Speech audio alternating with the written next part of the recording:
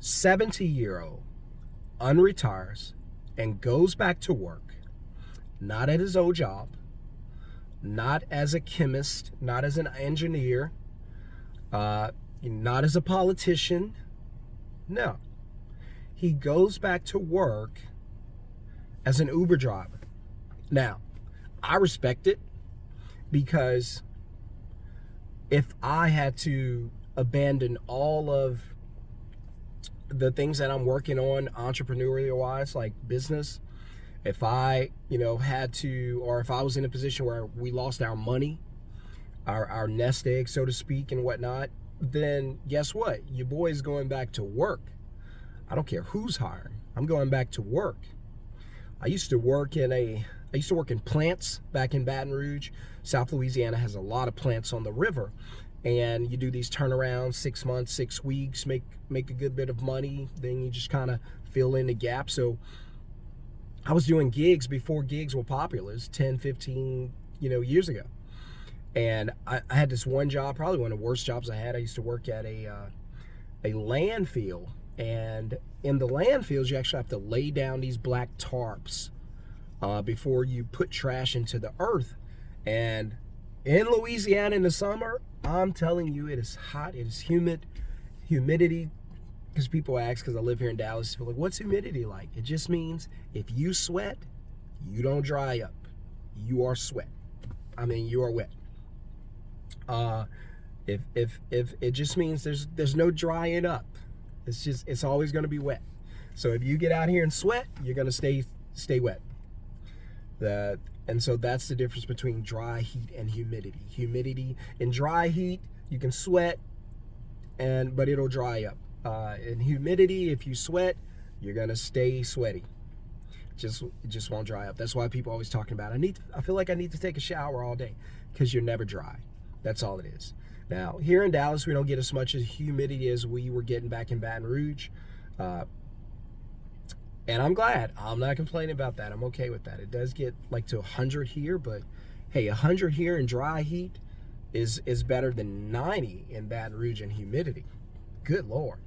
So, because everywhere you go, you're just sweating all the time. So at least here you don't have to do that as much. So, but yeah, so this guy, and it's probably more than him, I'm sure, because this is the time where, not the time of year, but the time economically where people are going to be financially challenged and they're going to have to go back to work.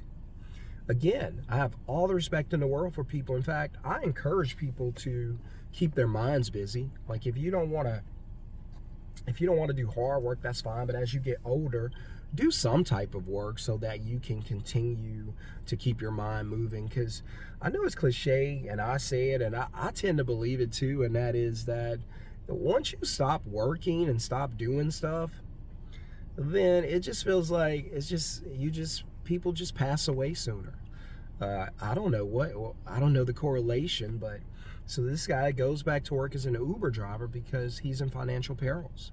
And so, me, I call it financial purgatory, but I always try to talk to you all about this and give you the real perspective that, hey, this is a real thing that 2 years ago, whenever the government was pouring out all of this money, stimulating your personal economy, that money was going to come back to bite you. And because most people are probably going, well, it's just a $1,200 check. It ain't that bad. And I could use it. Of course you can. If they fire you from your job, shut your job down where you can't earn a living, now you have to come home and wait for the government, Big Daddy, Big Mama to take care of you. And so now you've got people, the government has developed intentionally a welfare state where people depend on you, the government. People depend on me, the government. So you don't want to work hard? Don't worry about it. John, your neighbor next door, he's going to go to work. He's middle class. We're going to tax the hell out of him, and we'll write you a check. Now, you won't be able to live as well as John, but we're going to take care of you. So you can be as lazy as you want to be. You can not be productive. You can do whatever you want to. You could be a professional chiller, and you can Netflix and chill all day long. We're going to cut you a check. In fact, if you go add some kids to the family, we'll cut you a bigger check. And that's what welfare looks like, and that's why it's so devastating, because of the long-term effects. Mentally changing people's mindset to where they're like, look, if I work, I make $30,000 a year, but if I'm on welfare, I make 20, but I don't have to do anything. Give me the 20 and the laziness. Dangerous thing they did a couple years ago with that stimulus. Now it's election time, so I assume they'll put another stimulus package out there in the universe and try to get you interested in voting for them. Don't fall for it. It's the cost that you see at the gas pump is because of the stimulus. The cost you see at on the house rent, stimulus. The price of the houses going up when barely anybody can afford a house, stimulus. Cars going up, can't afford a used car because it now costs the same as a new car, stimulus. What do I mean? When you flood the economy with money, real money, well, it's fake money because it came from nowhere, but it ends up being real money that you can utilize. Now, all of this money is in the same economy chasing the same goods, so it's supply and demand. So demand for product drive the price up. So when people couldn't afford houses, they turned to rent. And then when the renters found out, the apartments and all that found out that people couldn't afford houses and they were going to be forced to rent, then the rent prices went up. Hey, you don't have a choice. So you can't afford a house? Okay, I'll be right back. And they go and say, what's the rent on this one bedroom? Oh, it's $1,200. Let's make it $1,800. Yeah, you sure? Yeah, that guy don't have a choice. He can't afford a house. He's got to come to us. And now, look at what you got. You got complete devastation all around the country. Dallas, Texas, and Texas, a year ago, 2 years ago, was a very, very affordable state. Now, it's still affordable compared to others, but whenever we first moved here, we had a one-bedroom apartment that was $900 a month. Was it a bad apartment? No. It was a good apartment in a great spot, in a great neighborhood. That same apartment today, the last time I heard, was $1,500 for the same apartment. So that's almost, that's almost double, almost. It was like 75% increase, and they did nothing to it except raise the rent, just raise the numbers. So why am I saying all this? What does that mean for you? That means that you need to be thinking about your life 5-10 years from now. You need to be thinking about, oh crap, I'm 20, 25, 30, 35. What's my life going to look like in the next 5 years? What am I working on? What am I working towards? How's my money stacked up? How do I put myself in the best position possible to live the life I want to live? Because again, most people, 90% of people live the life they have to live. 10% of people live the life they want to live. I want to live the life I want to live. Life is short. You look up one day and you're 10 years older, and now your leg hurt. You get injuries when you sleep. I wake up out of the bed sometimes and I feel like I've been playing basketball while I was sleeping. I'm like, what is this? Right? And, and I think about those things. Just not long ago, I had a newborn baby girl in Louisiana. And now Shania is 24 years old. 24. I had her way too young. Don't ever do that. But I was a kid when I had my first daughter. But Shania's 24, and now I have my youngest kid today. Renly Rain is 7 months. So go figure. They don't have much in common at all. The age gap is so huge. But you've got to think about those things and sit down and say, all right, let's say the rent prices don't go up, because these are the conversations you got to have with yourself. All right, you got to sit down and say, all right, let's say the rent prices don't go down. Let's say the house prices don't go down. Let's say the car prices don't go down. Gas stays the same. Everything stays where it is.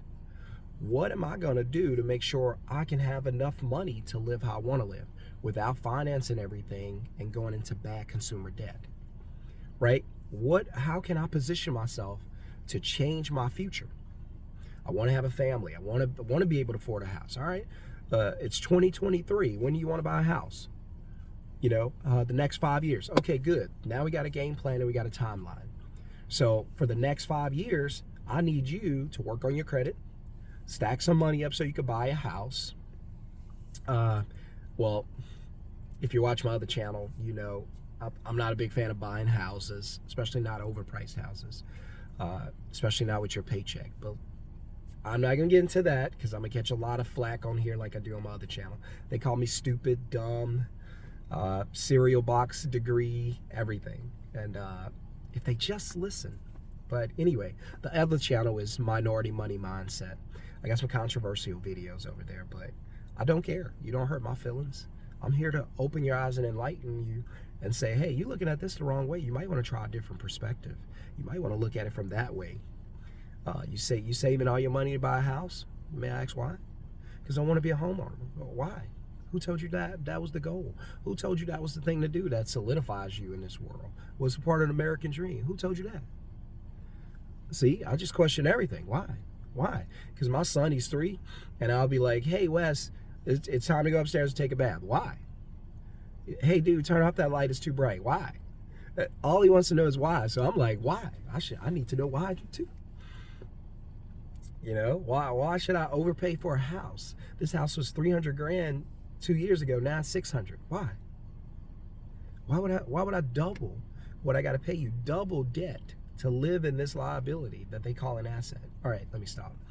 But anyway, you need to start asking yourself questions that's going to get you through the next 5 years, because we don't know when this is going to end. I hope and pray that we get new leadership, new president in the White House, and that'll help. But I'm not betting on that. I'm trying to do what's best for me. Somebody might get in and do whatever they want to do, just like they all do.